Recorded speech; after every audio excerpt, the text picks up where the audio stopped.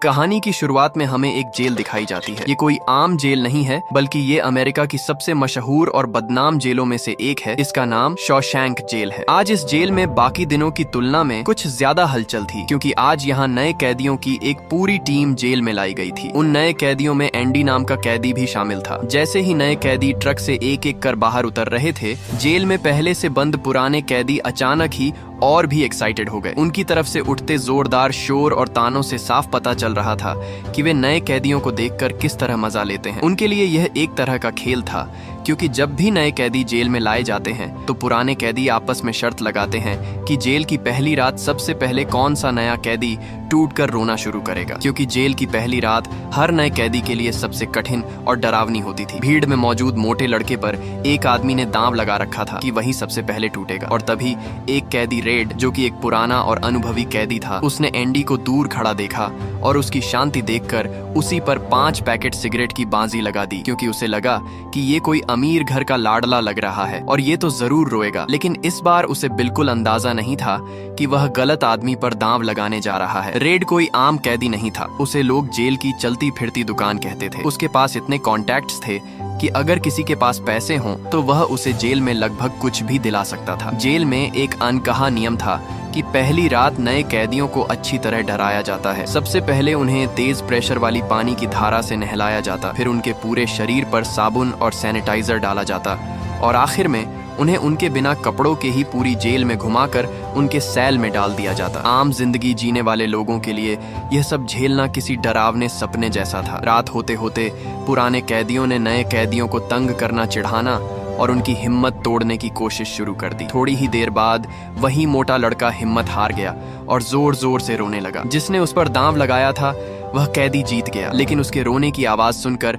Guard भी वहां आ गया। गार्ड ने उसे चुप रहने की चेतावनी दी, लेकिन वह डर के मारे अपना रोना रोक ही नहीं पाया। गुस्से में गार्ड ने उसे सेल से बाहर खींचा और इतनी बुरी तरह मारा कि इलाज न मिलने पर उसी रात उसकी मौत हो गई। और दूसरी तरफ एंडी के चेहरे पर एक शिकन तक नहीं थी। उसे चाहे जितना डराया गया हो, वह एक भी शब्द नहीं बोला। वह शांत खड़ा रहा, जैसे उसके भीतर का इंसान मार गया हो। रेड को एंडी का ये सीन देखकर बहुत हैरानी हुई। लोगों को पहचानने में उसका तजुर्बा बहुत बड़ा था, लेकिन एंडी की यह चुप्पी उसके दिल में एक सवाल बनकर बैठ गई। उसने एंडी के बारे में पूछताछ शुरू की। तभी उसे पता चला कि एंडी कोई साधारण आदमी नहीं था। वह अमेरिका के सबसे बड़े बैंक का वाइस प्रेसिडेंट था। एक दिन उसने अपनी पत्नी को किसी और आदमी के साथ देख लिया था, और इसके कुछ समय बाद उसकी पत्नी और वो आदमी दोनों मारे गए पाए गए। कत्ल की जगह से जिस बंदूक पर उंगलियों के निशान मिले वे एंडी के थे, लेकिन उसके पास अपनी बेगुनाही साबित करने के लिए कोई पक्का सबूत नहीं था। इसलिए अदालत ने उसे 2 उम्र कैद की सजा दे दी, यानी उसकी पूरी जिंदगी जेल में ही खत्म होने वाली थी। इसीलिए उसके अंदर की सारे इमोशंस मार चुके थे। जेल आने के बाद एंडी ज्यादातर समय खोया खोया रहता। न वह किसी से बात करता, न माहौल में घुलने की कोशिश करता। वह अपनी ही दुनिया में चुपचाप गुम रहता। करीब 1 महीने बाद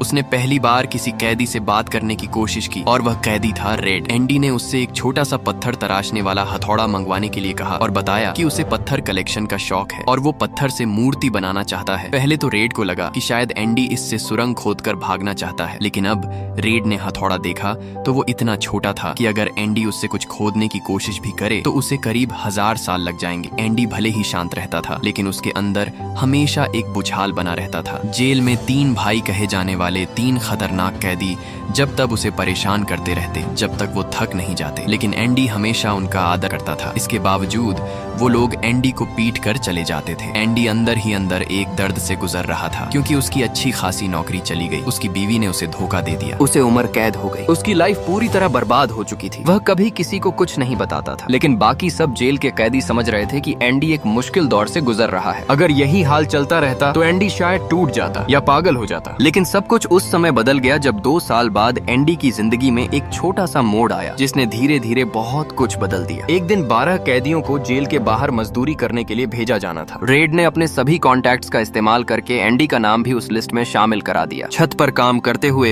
एंडी ने सुना कि एक गार्ड अपने पिता से मिली $1 मिलियन की विरासत पर लगने वाले टैक्स को लेकर परेशान था। एंडी को टैक्स की नॉलेज थी, क्योंकि वह बहुत बड़ा बैंकर रह चुका था। इसीलिए एंडी अचानक उस गार्ड के पास गया। यह देखकर बाकी कैदी और गार्ड गार्ड दोनों डर गए क्योंकि गार्ड का गुस्सा बहुत खतरनाक माना जाता था। वो लोग बिना बात के किसी को भी पीट देते थे। जब एंडी अचानक उस गार्ड के पास गए, गार्ड ने गुस्से में एंडी को पकड़कर सीधे छत के किनारे तक धकेल दिया। लेकिन एंडी ने तुरंत शांत आवाज में कहा कि अगर वह पिता से मिलने वाली विरासत अपनी पत्नी को गिफ्ट कर दे तो उसे टैक्स नहीं देना पड़ेगा और उसकी टैक्स की समस्या खत्म हो जाएगी, क्योंकि कानून के हिसाब से पति पत्नी के बीच $8 मिलियन तक का गिफ्ट टैक्स फ्री होता है। एंडी ने कहा कि वह खुद सारे फॉर्म भर देगा और वकील की फीस भी बचा देगा, लेकिन बदले में गार्ड्स को वहां छत पर काम कर रहे हर एक कैदी को 3-3 बोतल बियर देनी होगी। उसी शाम उन मजदूर कैदियों के हाथ में ठंडी बियर थी और पहली बार शॉशैंक जेल के इतिहास में गार्ड्स और कैदियों ने साथ मिलकर बियर पी थी और ये बियर भेजी गई थी जेल के सबसे सख्त और खतरनाक गार्ड कप्तान के द्वारा। सिर्फ इस एक चाल से एंडी ने सबको अपनी तरफ कर लिया। एंडी चुपचाप एक और बैठा रहा, मुस्कुराता रहा, जैसे इतने समय बाद उसके मन को थोड़ा सा आजादी का भाव महसूस हुआ हो। उस दिन के बाद एंडी की इज्जत पूरे जेल में बढ़ गई। फिल्म वाली रात एंडी ने एक सुंदर अभिनेत्री की तस्वीर देखी और रेड ने तुरंत उसे वही पोस्टर लाकर दे दिया। जेल के उन 3 भाइयों ने फिर एंडी को परेशान करने की कोशिश की, लेकिन इस बार कप्तान को पता चलते ही उसने उन तीनों की ऐसी पिटाई करवाई कि वे महीनों तक ठीक नहीं हो पाए। उस दिन के बाद किसी ने एंडी की तरफ उंगली तक उठाने की हिम्मत नहीं की। एक दिन जेलर अचानक एंडी के सेल में आ गया। जेलर की नजर एंडी की बाइबल पर पड़ी और वो उसे देखकर वह रुक गया, क्योंकि जेलर खुद भी भगवान को मानने वाला आदमी था। उसने एंडी से बाइबल की लाइनें पूछी तो एंडी ने सब याद से उसे सुना दिया। जेलर खुश हुआ और एंडी से बोला कि मोक्ष का रास्ता इसी किताब में छिपा है। एंडी के सेल में बड़े बड़े पोस्टर लगे थे जो कि जेल के नियमों के खिलाफ था, लेकिन जेलर ने इसे नजरअंदाज कर दिया। असल में वह एंडी की काबिलियत देखने आया था, क्योंकि उसे अपने पैसों और जेल में घूसखोरी को संभालने के लिए एक समझदार आदमी चाहिए था। अब एंडी को अलग कमरा मिला और एक ऑफिस भी। ऐसा करते करते एंडी धीरे धीरे जेल का एक खास आदमी बन गया। उसकी जानकारी और दिमाग उसकी किस्मत बदल दी थी। कुछ समय में पूरी जेल टैक्स और पैसों से जुड़े कामों के लिए एंडी के पास आने लगी। यहाँ तक कि जेलर भी पीछे नहीं रहा। 1 साल में उसके पास इतना काम बढ़ गया कि उसे एक और असिस्टेंट को रखना पड़ा। इसी दौरान एंडी ने जेल में एक लाइब्रेरी खोलने का प्रस्ताव जेलर के सामने रखा। जेलर ने कहा कि सरकार पैसा सिर्फ दीवारें मजबूत करने के लिए देती है, लाइब्रेरी के लिए नहीं, कोई पैसा नहीं आता है। लेकिन उसने एंडी को कहा कि अगर कुछ चाहिए तो खुद सरकार को चिट्ठी भेजो, शायद सरकार जेल में लाइब्रेरी बनाने का पैसा भी दे दे। और एंडी ने वही किया। उसने सरकार को हर हफ्ते एक चिट्ठी भेजना शुरू कर दिया। पूरे 6 साल तक एंडी बिना रुके ये सब करता रहा। आखिर में सरकार ने उसकी इच्छा शक्ति और तपस्या देखकर उसे $200 और पुरानी किताबें भेजने का आदेश दिया। ये जवाब मिलते ही एंडी और भी मोटिवेट हो गया। अब वह हफ्ते में 2 चिट्ठियां भेजने लगा। पुरानी किताबों में उसे एक म्यूजिक रिकॉर्ड मिला, लेकिन वो म्यूजिक बस जेलर के म्यूजिक सिस्टम में ही बज सकता था। इसीलिए एक दिन उसने मौका पाकर एक जेकर को टॉयलेट में बंद कर दिया और जेल के स्पीकर सिस्टम पर वह संगीत बजा दिया। पूरा जेल एकदम से रुक गया और रुककर वह संगीत सुनने लगा। भाषा तो कोई नहीं समझ पाया, लेकिन आजादी की खुशबू सबकी आत्मा तक पहुंची चुकी थी। जेलर ने इस गलती से लिए गुस्से में उसे 2 हफ्तों के लिए काल कोठरी में डाल दिया। सबको लगा यह कि एंडी को ऐसा नहीं करना चाहिए था, लेकिन एंडी जानता था कि उसने कैदियों के मन में एक आजादी को आग जला दी थी। कुछ समय बाद एक बूढ़े कैदी ब्रूक्स को रिहा किया गया, लेकिन 50 साल जेल में रहने के बाद बाहर की दुनिया उसके लिए किसी डरावनी भूल भुलैया जैसी थी। बाहर उसका कोई नहीं था और वह अकेला पड़ गया और अंत में उसने आत्महत्या कर ली। समय बीतता गया और 10 साल बीत गए। एंडी के सेल में लगे पोस्टर भी कई बार बदलते रहे। सरकार ने लाइब्रेरी के लिए हर साल उसे $500 देने शुरू कर दिया। एंडी को दान संस्थाओं से भी मदद मिली और एंडी ने पुराने गोदाम को शहर की सबसे उम्दा जेल लाइब्रेरी में बदल दिया। उधर जेलर ने बाहर एक मजदूरी प्रोजेक्ट शुरू किया, जहां कैदियों से काम कराकर वह मोटा काला पैसा कमाता था और यह सारा काला पैसा एंडी ही साफ करता था। वह नकली पहचान बनाकर अलग अलग खातों में पैसे घुमाता था। यह नकली पहचान कागजों में मौजूद थी, लेकिन असल में वह कोई इंसान नहीं था। जेलर के लिए एंडी अब बहुत कीमती हो गया था, लेकिन जिंदगी कभी एक सी नहीं रहती। समय सबका बदलता है। एक दिन जेल में नया कैदी आया जिसका नाम टॉम था। टॉम ने बताया कि उसने एक और जेल में एक व्यक्ति से सुना था कि वही आदमी असल में उस औरत और उसके प्रेमी का हत्यारा था, जिस केस में एंडी को फंसा दिया गया था। एंडी ये सुनकर हिल गया और बोला कि यह कहानी तो उसकी अपनी जिंदगी से मिलती है। दरअसल एंडी ने असल में किसी को मारा ही नहीं था, लेकिन उस घटना के बाद एंडी बहुत गिल्ट में था।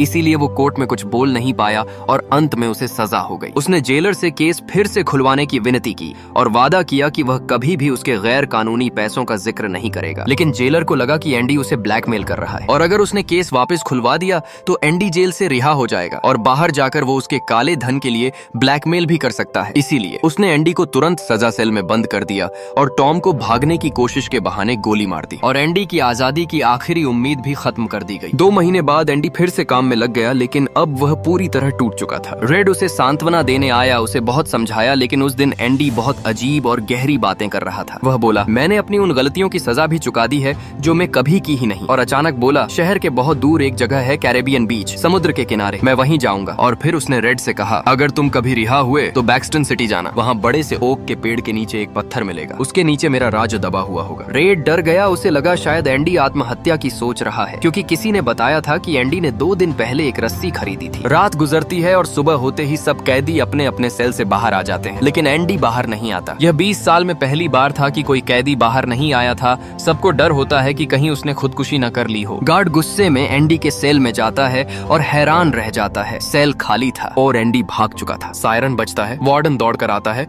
और ये देखकर गुस्से से पागल हो जाता है। वह रेड को बुलाता है और उससे पूछता है कि एंडी कहाँ है। तभी वह गुस्से में दीवार पर लगे पोस्टर पर पत्थर मारता है और पत्थर पोस्टर के आर पार चला जाता है। पोस्टर के पीछे एक बड़ी सुरंग बनी होती है जो एंडी ने 20 साल में बनाई थी, उसी छोटी हथौड़ी से जो उसने रेड से मंगवाई थी। मिट्टी वह रोज अपनी जेब में भरकर ग्राउंड में गिरा देता था। रात में एंडी सुरंग से निकलता है, गटर के 2 किमी लंबे पाइप में रेंगता है और आखिरकार जेल से बाहर निकल जाता है। भागने से पहले वह वार्डन के कपड़े पहन लेता है और उसके काले पैसों के सारे डॉक्यूमेंट अपने पास रख लेता है। वह वार्डन की सारी चोरी और घोटाले की फाइलें मीडिया को भेज देता है। अगले दिन खबरें छप जाती हैं और पुलिस वार्डन को गिरफ्तार करने आती है। वार्डन डर के मारे खुदकुशी कर लेता है। कुछ समय बाद रेड की सजा भी खत्म हो जाती है, लेकिन बाहर की दुनिया में उसका मन नहीं लगता। वह एंडी से किया वादा याद करता है और उस खेत में जाता है जहां एंडी ने उसे आने को कहा था। उसे वहां एक बॉक्स मिलता है जिसमें पैसे और एंडी का लेटर होता है और उसमें लिखा होता है, उम्मीद अच्छी चीज होती है। अंत में रेड समुद्र किनारे पहुंचता है और एंडी को अपनी नाव ठीक करते देखता है। दोनों एक दूसरे को गले लगाते हैं और कहानी खत्म हो जाती है। आपको कहानी पसंद आई हो तो एक लाइक और एक कमेंट जरूर करें एंड चैनल को सब्सक्राइब भी कर लें। मिलते हैं नेक्स्ट वीडियो में, तब तक के लिए बाय।